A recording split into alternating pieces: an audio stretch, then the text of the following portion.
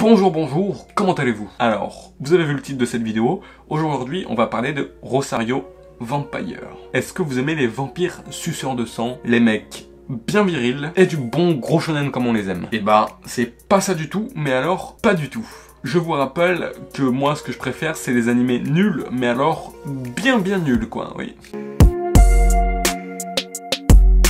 Mais du coup, Rosario Vampire, qu'est-ce que c'est? C'est un harem ecchi quasi isekai. Quasi parce que bon, on se focalise pas trop là-dessus. Mais c'est très original, me diriez-vous? Eh bien oui, vous aurez raison. Je blague, évidemment. Donc, Rosario Vampire est un Pokémon de type surnaturel, disponible dans les versions animé Prout et manga Prout. Il faut préciser une chose, c'est que Rosario Vampire est avant tout un manga publié par la Shueisha. Enfin, prépublié par la Shueisha dans le Jump Square. Donc c'est un gage de qualité. Pas forcément, hein, donc il prépublie bien Kimetsu no Yaiba, donc tout est à nuancer quand même. Hein. Comment est donc l'animé? Eh bien il est pas mauvais. Alors oui, il est pas mauvais, et non, ça veut pas autant dire qu'il est bon. Je dirais même plutôt qu'il est divertissant. C'est le meilleur adjectif pour le qualifier, je pense. Ouais. Donc dans ce premier épisode qui nous sert d'introduction, nous y voyons notre héros. Quel est notre héros? Un japonais. Un japonais comment? Un japonais banal comme les autres. À l'exception près où il a raté son examen de fin de collège. Mais, au Japon, quand tu réussis pas tes examens, bon, on te met de côté, quoi. Du coup, ses potes, enfin, ses ex-potes, ses amis, ses faux amis, ils l'ont juste dégagé, ils sont allés de leur côté, tu vois. Nous, en France, même si notre pote, il est con, tu vois, on va le charrier au début parce qu'il s'est loupé. Il va recommencer l'année prochaine, bon après on va le consoler, lui dire que c'est pas grave, et puis on va s'éclater avec, tu vois, non au Japon il te dégage quoi. Mais, son père, oui son père, a trouvé un lycée, qui n'a pas besoin d'examen pour y rentrer, tu vois. Comment il l'a trouvé? En étant bourré, oui, déjà c'est louche. Mais il l'a trouvé auprès d'un prêtre chelou, qui lui était aussi bourré, tu vois. Donc déjà tu sens le... Tu sens le traquenard. Ouais, on va y venir. Bon, en fait, il s'avérait que c'est un vrai lycée. Mais il a un truc spécial, ce lycée, tu vois. Genre, il rentre dans le bus, il appelle sa cousine, je crois, ou un truc comme ça, tu vois. Et là, d'un coup, ça coupe. Et puis là, t'as Salvador Dali, ou un méchant de James Bond, comme tu veux. Il parle d'une voix mystérieuse à Tsukune. Tu sais qu'il est mystérieux parce que il a une moustache en pointe, un sourire. On voit pas ses yeux, c'est juste des trucs blancs comme ça. Ouais, donc là, tu sais qu'il y a un truc sérieux qui se cache derrière. Et là, on voit le monde qui s'ouvre après le tunnel. Bon, déjà, il y a plus de réseau parce qu'il n'y a pas d'antenne 4G là-bas, forcément. Surtout que c'était en 2008. Le monde, il est terne, morne, il est mort, tu vois. T'as le ciel, il est un peu chelou, donc un ciel comme ça, tu te dis que c'est pas normal, surtout au Japon, tu vois, genre, tu lèves les yeux, tu reconnais le ciel, et puis d'un coup, il était bleu, et d'un coup, il est comme ça, après un pont, tu te dis que, ouais, voilà. Donc, ce qui nous montre que nous, on a compris, spectateurs, nous avons compris qu'il est rentré dans un autre monde. Lui, il l'a pas compris. Tous les héros d'animés de ce genre, ils sont comme ça, tu vois. Donc après, il rentre dans la forêt de la mort, et là, paf, une vampire lui tombe dessus. Donc là, scène de petite culotte, t'as vu? Il va rencontrer Moka, une vampire. Elle va lui sucer son sang. Mais tu vois, c'est une vampire. C'est une vampire de rang S, c'est une aristocrate un peu. Donc elle va pas y aller en mode bourrin. Elle va faire un petit truc raffiné, un petit baiser raffiné, mais elle va lui prendre du sang en même temps, tu vois. Parce que c'est un humain, c'est de la bouffe, quoi. Tu vois, elle aime bien ça, elle aime bien, tu vois. Un petit goût comme ça, là, sucré, qu'elle a jamais goûté, tu vois. Là, c'est fini. Il entiché d'une vampire...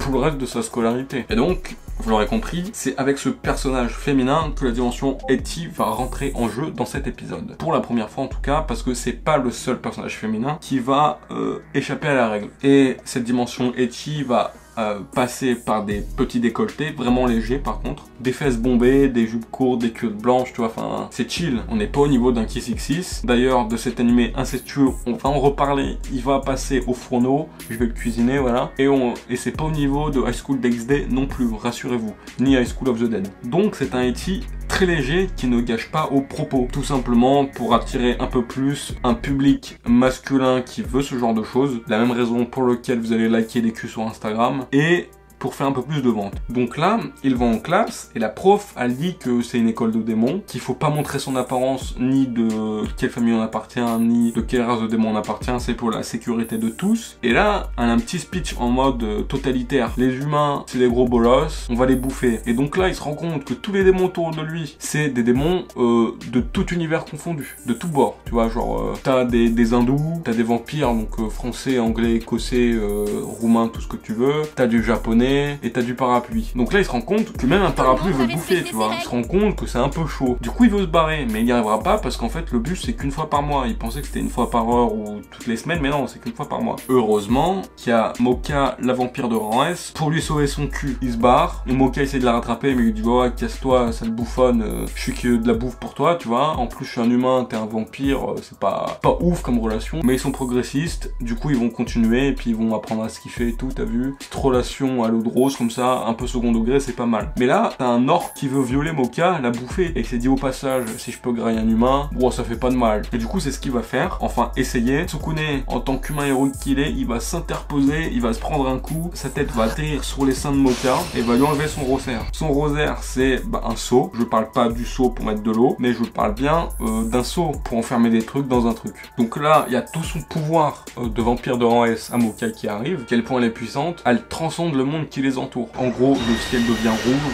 la lune rouge écarlate, t'as des chauves-souris qui viennent de tout le monde entier là, ou je sais pas quoi, qui va se mettre sur elle, qui va changer ses vêtements, elle va avoir des fesses plus grosses, une jupe un peu plus courte, un décolleté qui va s'ouvrir, des plus gros seins, des cheveux blancs, des yeux rouges, mais cette transformation me fait penser un peu à la mode des Sailor Moon, tu vois, c'est en 2008, donc c'est pas très loin de Sailor Moon, de tout ce qui est One Piece, Dragon Ball, tout ça. C'est autour de ça, et donc les power-up et les transformations aussi, et c'est pas un mal, ça fait plutôt du bien même. Elle est cheatée, ça se finit en 2 secondes, t'as même un running gag là-dessus. Aujourd'hui, ça se finit en 53 secondes, demain en 43, c'est un running gag. Cet animé est second degré, c'est pour ça que c'est bien. Il est pas bon, il est pas mauvais, il est bien, il est fine, il est tout ce que tu veux. Donc voilà aussi pourquoi je disais que c'est un eti léger. Par le biais de cette transformation, on voit qu'il y a un peu plus de fesses, un peu plus de seins, mais c'est pas le centre de l'œuvre quoi. Mais est-ce que l'anime est bon? Ben je sais pas. Il est pas mauvais et je pense que l'adjectif qui le qualifierait le mieux c'est divertissant. Il m'a fait esquisser un sourire, ce qui est rare pour le souligner, donc ça se regarde. Aussi, profitez de l'occasion pour vous abonner, activez la cloche si vous le voulez ou pas, likez, partagez, ça m'aiderait beaucoup, merci. Donc nous allons passer 24 épisodes de divertissement pur. Bon, ce sera pas le meilleur des divertissements, c'est sûr, mais ça fait le taf. Au niveau de l'animation, c'est pas fou du tout, mais alors pas du tout, bien qu'on reste dans les années 2008, avec un peu un cachet à l'ancienne, tu vois, fait main, etc. Même si l'animation est pas ouf, ça reste bon. Voilà, c'est du dessin, fait à la main, c'est beau, mais c'est pas incroyable. C'est dans la norme de cette époque-là, mais comparé aux animés de merde qu'on a maintenant, c'est beau. Le scénario est parfois, ouais, c'est le mot qui le caractérise le mieux. Parfois, le scénario est parfois. Cet animé est parfois mou, parfois bon, parfois intéressant, parfois nul à chier, tu vois. Il est complètement inégal. Le fait est qu'il suit pas un fil rouge, c'est juste des petites histoires avec des nouveaux méchants monstres qui veulent tuer l'humain, le bouffer ou violer le vampire parce qu'elle est bonne, tu vois. Il y a un bestiaire de filles de divers horizons qui va s'agrandir au fur et à mesure, donc le harem aussi, le petit vénard, voilà, le japonais dans les animes, il se fait plaisir, tu vois, il a que des gold diggers. Et elles tombent tous amoureux de lui pour des raisons, mais complètement stupides. Vous le verrez par vous-même. Il y a qu'à la fin de l'animé où ils essayent de nouvelles choses avec la relation Mocha et Tsukune. Mocha qui va avoir un lien avec l'académie, vous allez le voir, et Tsukune qui va avoir un lien avec Mocha plus que sa condition d'humain et elle sa condition de vampire. À force de se faire sucer le sang, il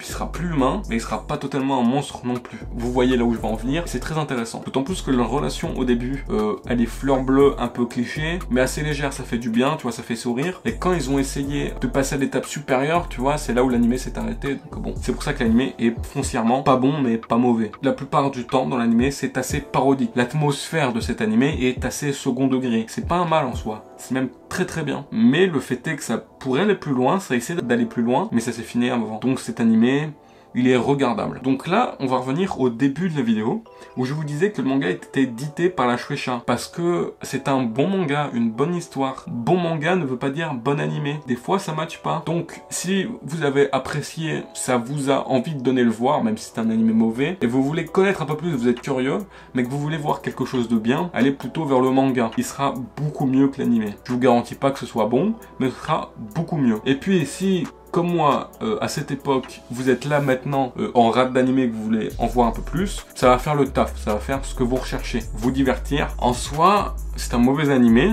mais c'est un bon manga. Le manga est un peu plus shonen, avec un peu plus de combat stylé, une histoire un peu plus profonde, donc allez voir le manga. En soi, si vous regardez pas l'animé, vous allez louper quelque chose. Si vous le regardez, vous allez pas le regretter. C'est un entre-deux. Et donc, dans ce manga, tous les aspects qui sont abordés dans l'anime, ils sont plus approfondis. Les personnages sont plus approfondis, la relation Tsukune x Moka est plus approfondie aussi. L'évolution du personnage de Tsukune est plus intéressante. Là où tous les aspects ne sont que survolés et un petit peu plus approfondis à la fin de l'anime, le seront ici dans le manga. L'évolution de Tsukune va passer d'un humain qui va se faire défoncer, il va se faire martyriser au possible, et on va voir comment il va réussir à s'élever dans le monde des démons à l'aide de Moka. Ça, c'est très intéressant. Si vous le regardez, vous n'allez pas le regretter, mais si vous ne le regardez pas, vous n'allez rien louper.